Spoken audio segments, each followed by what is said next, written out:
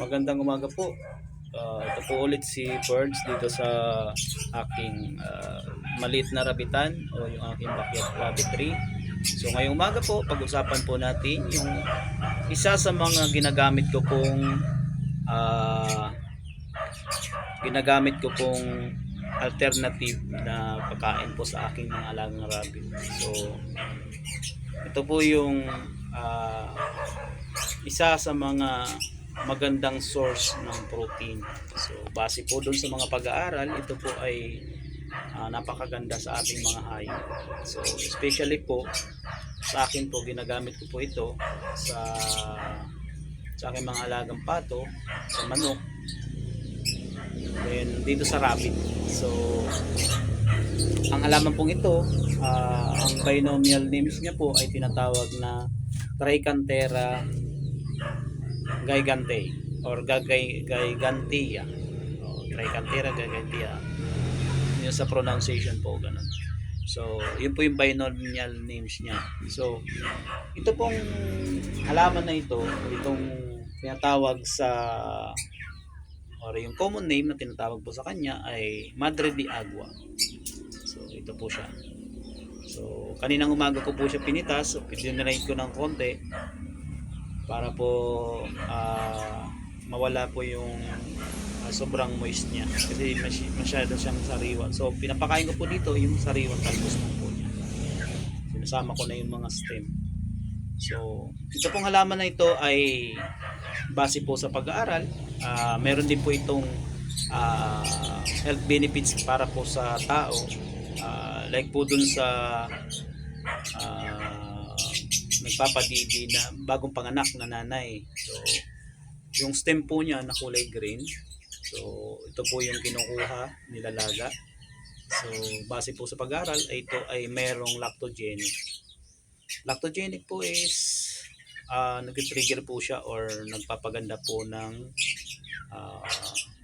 papadami ng gatas ng mammary gland. So yun po, masyadong malalim po. Pero yun po, base po dun sa aking nababasa po pagdating sa ganito. So ito po yung papakain natin ngayong umaga. So ngayon po mga 11 o'clock na po siya. So yung mga rabbit po natin ay medyo init na init. So lalo po yung aking mga baby kids, baby rabbit. So medyo nag-aabol po sila ng medyo mainit po. Kasi kanina umaga po ay kumakain na po sila ng feed. So papakainin naman natin sila ng dahon ngayon. So para magkaroon po sila ng source ng calcium. So may calcium po ito. So pag ganitong mainit, so parang nababawasan din yung kanilang electrolytes sa katawan. So yun po, papakainin po natin sila ngayon ito para maging busy po sila sa ngayon habang sila po ay nagpapahinga. May kinakain po sila. So ito po yon. So papakainin natin yung mga kids natin, lalo po yung mga mother daw natin. So tatlo, apat po sila napapakainin natin. May mga kids. So unahin po natin yung nakahiwalay natin na kids. Ito po yung hiniwalay ko kasi hindi po gusto ng nanay na sila ikasama dun sa kulungan. So hindi po sanay yung nanay kasi hiniwalay po natin sila nung maliit pa sila kasi medyo matapang po yung nanay. So ayaw niya magpadidi. So ang ginawa po natin dito ay force feeding po natin sila o pinadidi po natin ng persahan doon sa nanay. So inahawakan po natin yung nanay para makadidi po yung mga kids. So sila po yung una natin papakainin. So gustong gusto na po nila nito. So yung mga mga unang araw po na pinakain ko sila, gustong gusto po nila ito. So yan po. So gagawin lang po natin, sasabit lang po natin dito para hindi po siya nakalakpak dun sa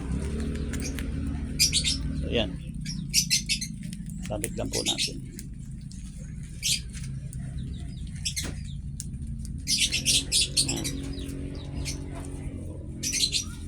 Dagdag pa po tayo. Yan. So yan. Kakainin po nila yan. So, gustong gusto po nila yan. So, then, doon po sa iba nating system. So, pwede po natin silang pakainin. 15 days pwede na po. Ng mga ng Agua de Maria o Madre de Agua. So, pwede na po silang tumikim-tikim yan. So,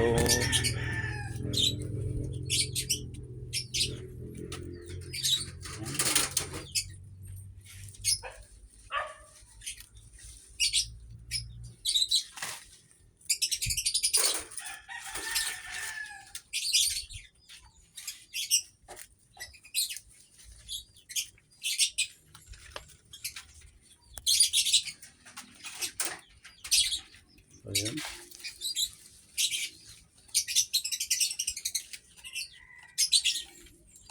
Bigyan po din natin yung mga mother doe. So, para po dumami rin po yung kanilang gatas. So, yan po yung pinapakain ko pag medyo tanghali na po. So,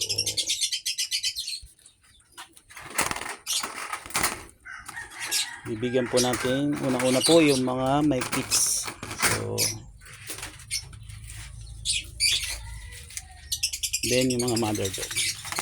So, hindi lang naman po sa mother doe, doon sa nagpapadidi o ano. Lahat po, kahit yung mga hindi po nagpapadidi, pwede po natin siyang ipakain.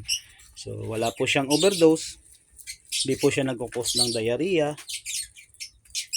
Situate lang po na medyo malinis po yung ating ibibigay.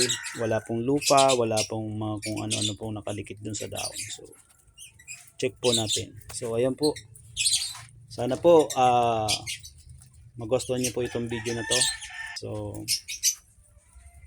salamat po sa lahat po ng makakapanood nito. Sana po meron po kayong natutunan. Ito po si Ferds, nagsasabing peace!